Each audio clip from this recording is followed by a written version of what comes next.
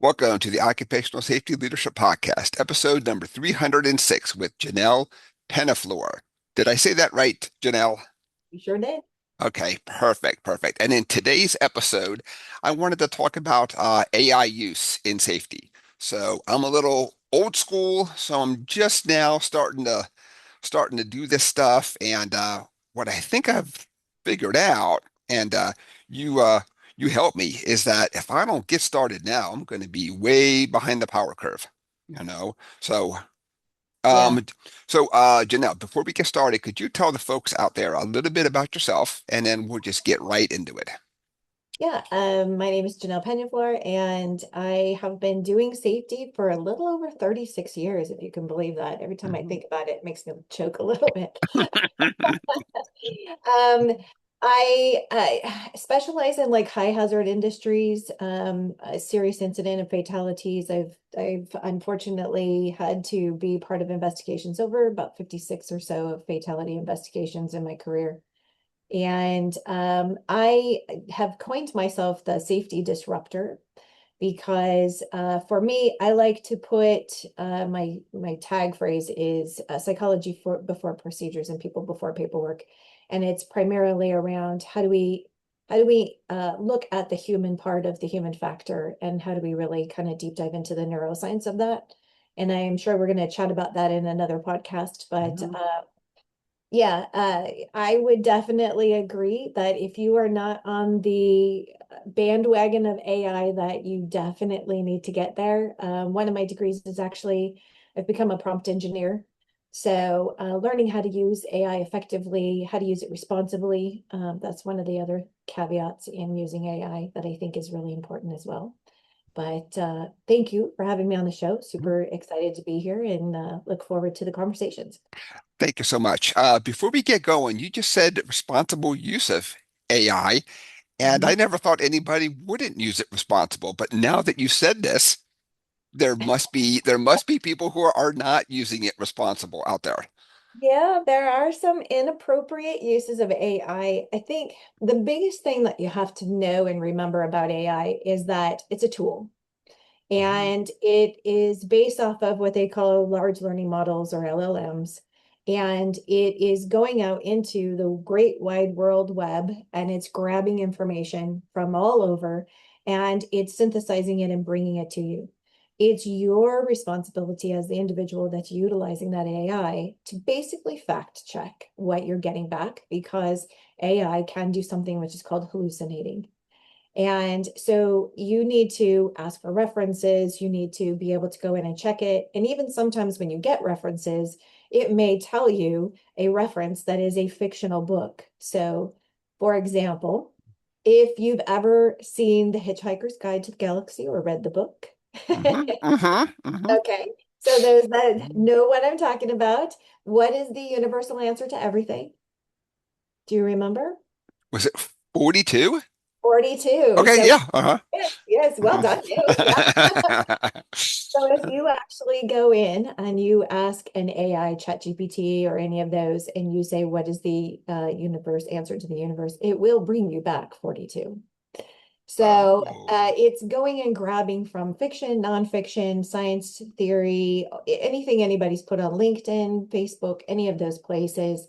It's going and grabbing that information and it's bringing it back to you. So you really need to make sure that you're being responsible in that you're not putting something out there as fact if you haven't done your due diligence to identify that, yes, this is in fact a study, proven something along those lines. Because if you put it out there and it's hearsay, or it's what we said was a hallucination, there's a lot of folks, especially like for yourself as a PhD or somebody that's been in industry for such a long time, they'll believe what you say and they'll start to run with that, and it may be misinformation. So yes, I would say responsible use is probably one of the primary things that we need to make sure that we do when we start to leverage AI.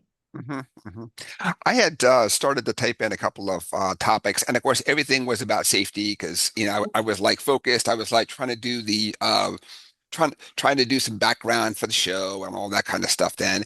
And I was amazed at how at times it was just spot on. It was better than anything that I could write. Really good. And other times it was kind of like, well, it's a little bit close. And then when I looked at the references and I went back and I looked up one, it was like something like safety at roller skating rinks. And I was like, what? I was talking about chemical safety. How did it come up with like safety at roller skating rinks? You know what I mean? It was just kind of like this weird, like, and of course it caught safety and it probably caught some kind of, phrase or somebody was cleaning the bathroom with the chemical that I had talked about and it came back. So I could see where somebody would say, oh yeah, well that counts. I mean, if AI found it, it has to be right. You know? Well, like saying anything published on the internet is actually true. So you have to make sure that you know where your references are coming from for sure. I would also say that people that learn to manipulate the algorithm. So, for example, social media, you have hashtag all over the place. You go on LinkedIn, you even have hashtags and things to try to drive traffic to what you're talking about and to gain audience, etc.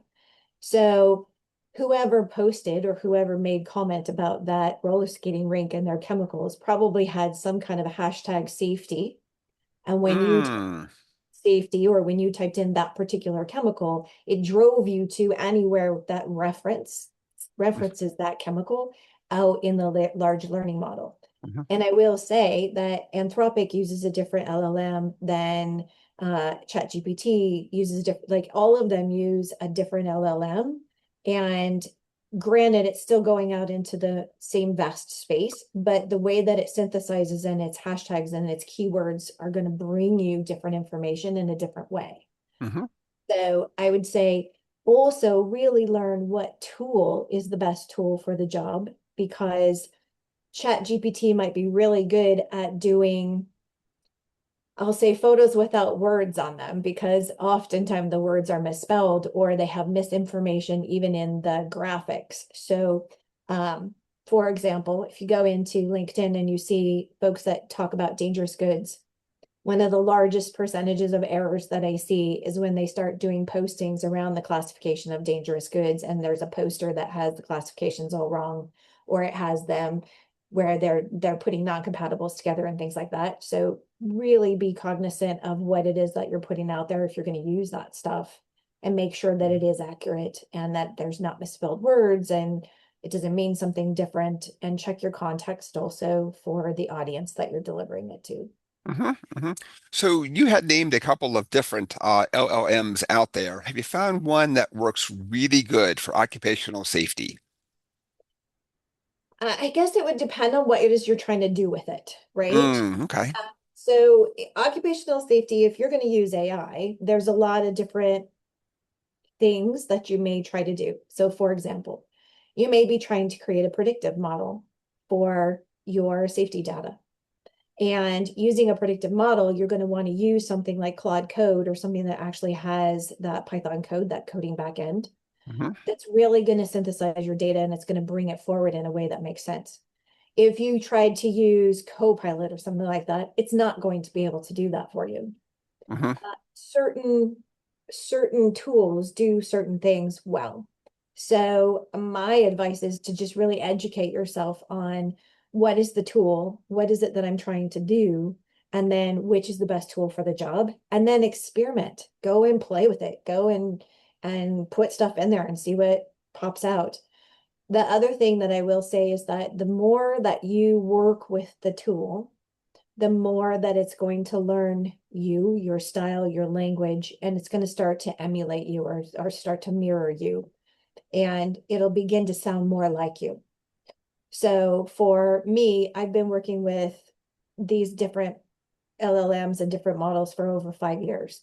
So I can get my models to do some pretty amazing things that somebody that's just starting out is not going to be able to do Hmm. because Hmm.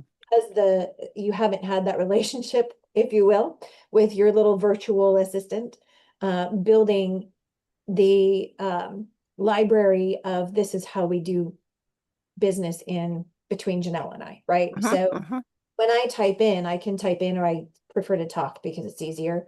but I can have a conversation with it and it'll go back and it'll look at all my history of however many thousands of chats that we've already had. And it'll say, is this what you mean? Do you want to clarify? And it knows me now. But if you haven't built that book of knowledge with your particular tool, then you're kind of starting out fresh and you're going to have to be really explicit about what it is that you're asking it to do. Mhm. So does that work on the free copies, the free versions, or is that one that you have to buy because then it kind of saves your chats and it can Yeah, give you more options out there? yeah. So I would say first, go experiment with all the free ones Hmm. and Hmm. which one speaks more to you and what works as far as your style and your tone and those kinds of things. There's some that'll be, well, we'll give you all 10 in one bundle. You're not going to use all 10 of those. You're going to find your favorites. You're going to find the ones that really work for you. And while you'll experiment with some of the other ones, it's easy to go into Hawk in AI Hawk pretty fast Hmm. because you're like trying to get a free version and then it trips into a subscription or something. So I would say proceed with caution. Like don't go and sign up for 100 different ones and then end up having a $300 monthly bill or something like that, unless that's really what you're trying to do. Hmm. Uh, Hmm. I fell into the trap multiple times where I was like, I just want to know what all of them do. And then I would forget to cancel it. And then I'd get, and here's, hitting your card. And you can't really say, I didn't do that because I did. So you just gotta have to cancel it. But the other thing is, to your point, everything updates so quickly. So you and I mentioned that even the app that you're using for podcasting, it updates Hmm. between sessions.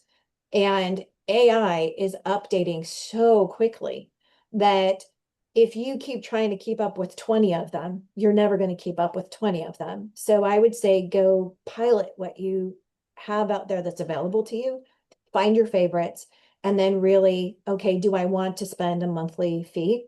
Because you're right, you'll get, they call it tokens, you'll get Hmm. token limited. You'll start cruising along and doing stuff, and then all of a sudden it'll say, you're out of tokens. Do you want to buy more to continue? And you're mid thought, and you're like, all right, so I'm going to dump another $20 or whatever. It's kind of like those online games where you're gambling, right? To buy Oh yeah. or whatever. It must be. So just be cognizant about it. It can get addicting, I will say, when you start to Mhm. play with it, you start to build pictures or videos or different things like that. It becomes its own kind of addiction because you're like, okay, now I want it to do this and now I want it to do that. And you'll spend $5, $10 at a time and you won't even really notice that you're doing it until you get the bill at the end and you're like, oh my gosh, I can't believe I just did that. And for what, right? I just made a bunch of silly videos of a Sasquatch talking to me in Chinese or what. There's nothing I can really do with it. So just be Mhm. careful with that, I would say. Hmm. Hmm. Hmm.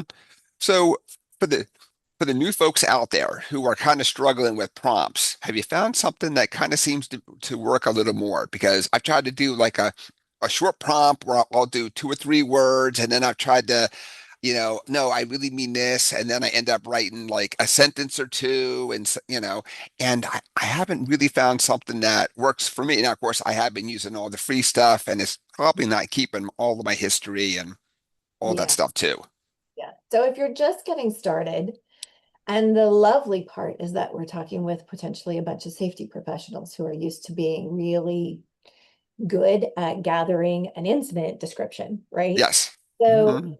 the more context that you give, the better. And then know what tool you're working with. So, for example, if you said, I just want to do a basic 5 why on an incident that I have, Mhm. you can take the incident investigation description and you can drop it into something like Copilot. And you can say, give me an OSHA 300 description for this. Give me a contributing factors with 5 whys and action items. Copilot is going, I won't say just Copilot.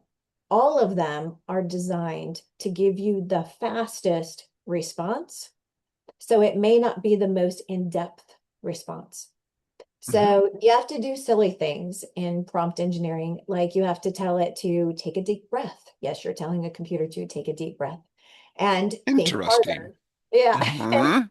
harder or do deep research or don't hallucinate. So when you tell it don't hallucinate, you're telling it don't just make something up to give me an answer. Like, give me where you found it. So you can ask it for sources, you can ask it for whatever detail. Hmm. You can also ask it to ask me questions, clarifying questions if you're unsure, and it will start Oh. to interview you and ask you questions. Hmm. So if I take for example, a basic incident description. Janelle was walking down the hallway and she tripped over a piece of fuzz on the floor and bumped her nose and sustained contusion. Now give me my five whys. You're going to get a very basic, very generic five why from that. Hmm. Now, if I give a lot more context, like Janelle's been working with us for 15 years, she is regularly moving quickly, like she is a very fast walking pace.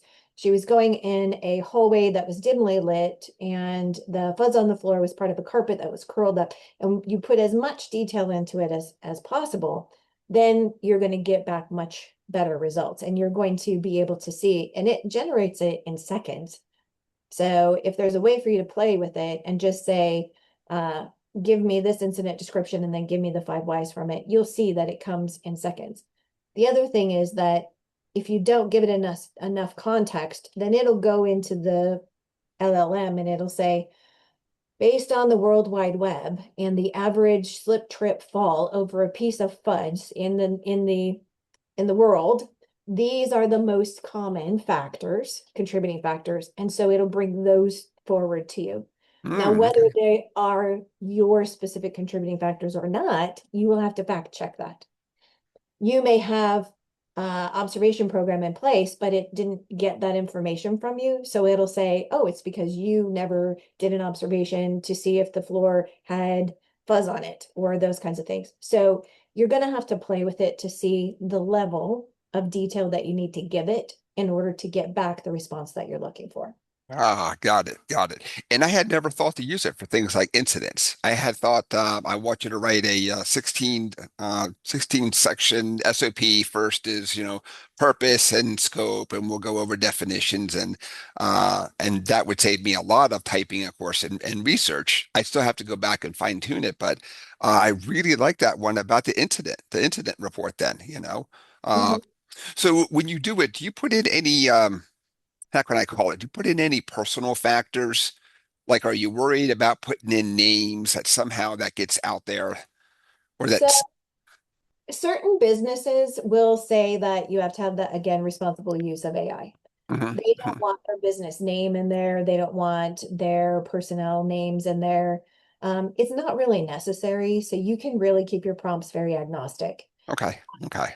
You can, and honestly, if you say like, give me an OSHA 300 incident description, it's going to pull all of that out anyway.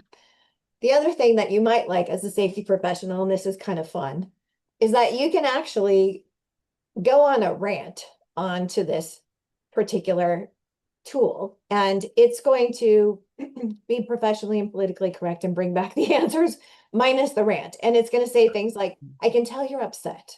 Let me make this more professional and more concise for you so that you can present it to whatever.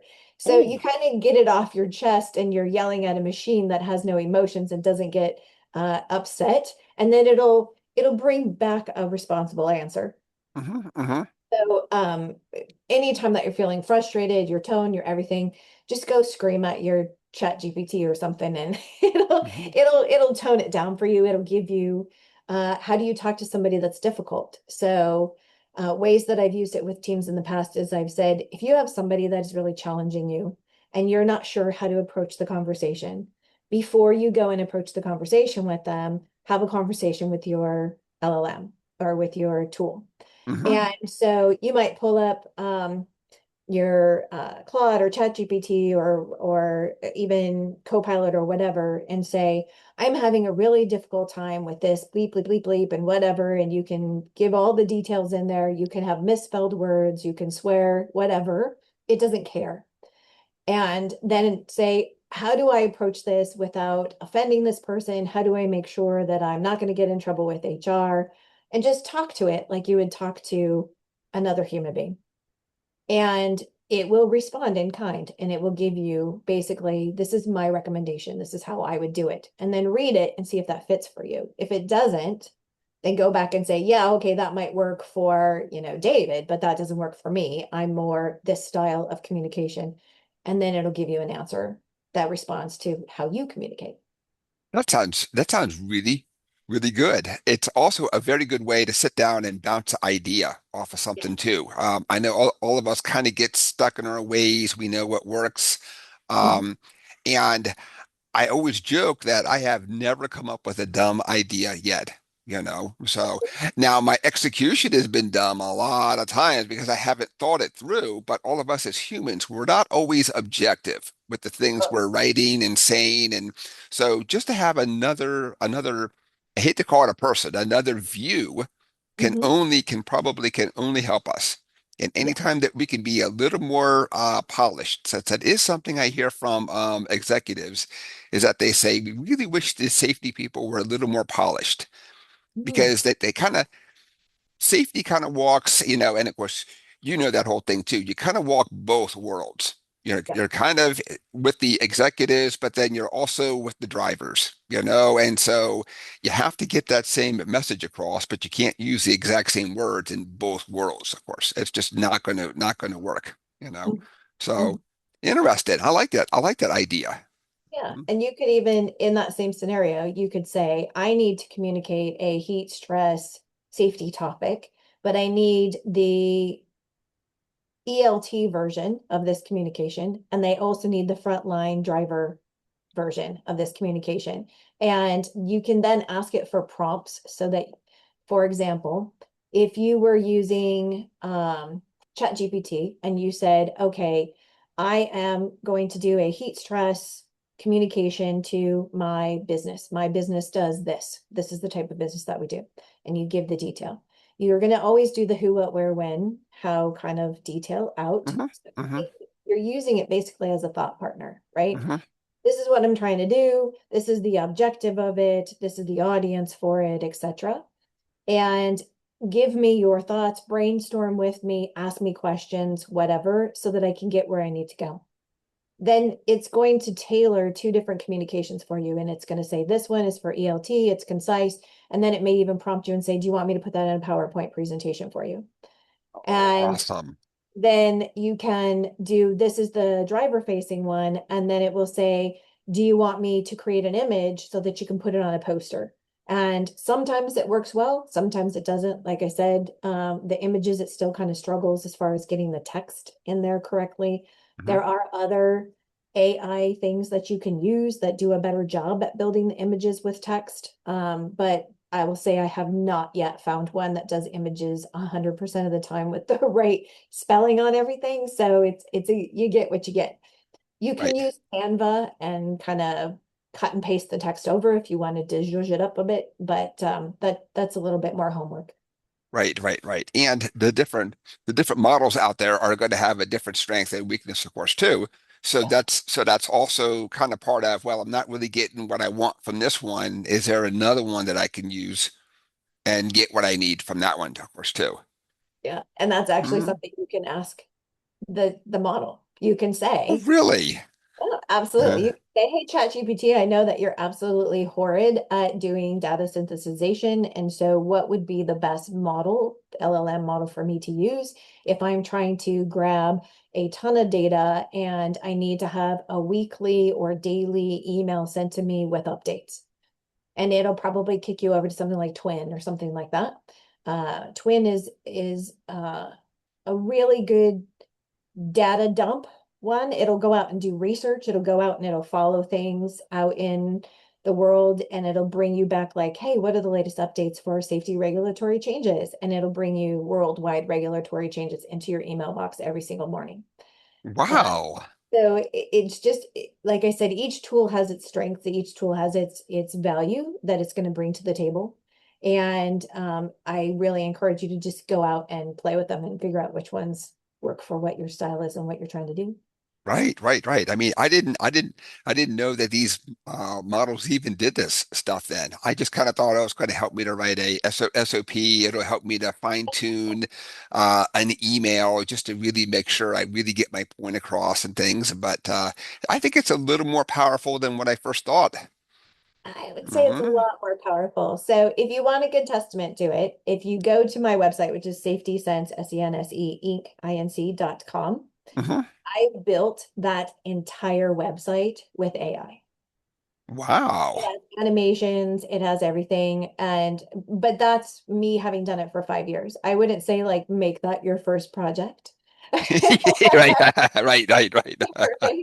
Right? I'm transferring HTML code and all kinds of different things into WordPress. So it's a little bit more, you have to know what you're doing in order to do something like that, but it's possible. So I've also done massive reports. I've done um, my first book that I wrote was actually all AI written. I just wanted to see if it would do it and how good of a job it did. And Mhm. then you give feedback to it, and it definitely does that. So that was fun. It's the formatting's all jacked up, but other than that, it's pretty good. So just kind of, like I said, get out there and play with it and see what's possible. Yeah, yeah, yeah, yeah, yeah. So I had a guy at work. He did a whole thing on AI and sent it to me, and it was really good. But I found a couple of things wrong, and he's like, "Well, but I didn't know what I was doing, so I didn't know that it was wrong to even send it to you." And I'm like, you still got to kind of know the background. You can't just say, I Yeah, typed it in, I did a copy paste, I'm done. You know, yeah, so I think that's a little bit what folks are thinking now. So hopefully they can at least sit down and say, well, all of us have heard that you are that responsible for what you turn in. yeah. So you have to read it, you review it, you do all that stuff. I don't think I'm worried about its English and grammar and spelling because it's going to be a lot better than me. But just to get the facts down. Yeah, So yeah. I will say the other one is that if you're trying to translate into different languages, really check that because oftentimes the translations, Google Translate is good to a point, but when you start getting into different dialects and things, it doesn't always work as well. So it's best to always have someone that speaks the language to triple check your work if you're going to try to go with different languages and such. wow, I hadn't even thought anything about that, but now I have something else to think about. So Janelle, this has been fantastic and great, and I barely scratched the surface of the things I wanted to talk about. So Great. I'd like to have you to come back again, and we're just about out of time. Can you let everybody know where they can catch you out there? There's got to be more info that people need. And of course, I'm really curious about this whole prompt engineering because I could see where somebody, if you just didn't have that good training, or if you were stubborn, and what I've done a couple of times is I keep trying to ask it the same thing, and I never thought it's got to be me who's doing it wrong. I need to totally change my way. So Yeah, it's not just for Mhm. making your emails pretty anymore. Uh, it's been a pleasure. If they are looking for me, they can find me on LinkedIn as Janel Penaflor. You can find me on pretty much any social media. It's either under Safety Disruptor or Janel Penaflor. And also, my books are on Amazon, and I'm publishing another one today, in fact. And also, safetysense.inc.com is that website that we talked about, and there's all kinds of information in there as well. Fantastic. Oh, and before that you go, could you talk about your weekly newsletter that you kick out? I really like that one too. So on LinkedIn, I have something called the Safety Unfiltered. I also have in Substack, I do another more exhaustive newsletter on there as well. But it's in essence, it's the science behind safety. It talks about neuroscience, it talks about quantum mechanics and how that kind of plays a part. We're really good in safety at looking at surface level things, but we're not really good at checking under the hood and understanding the mind behind the behavior that it's driving.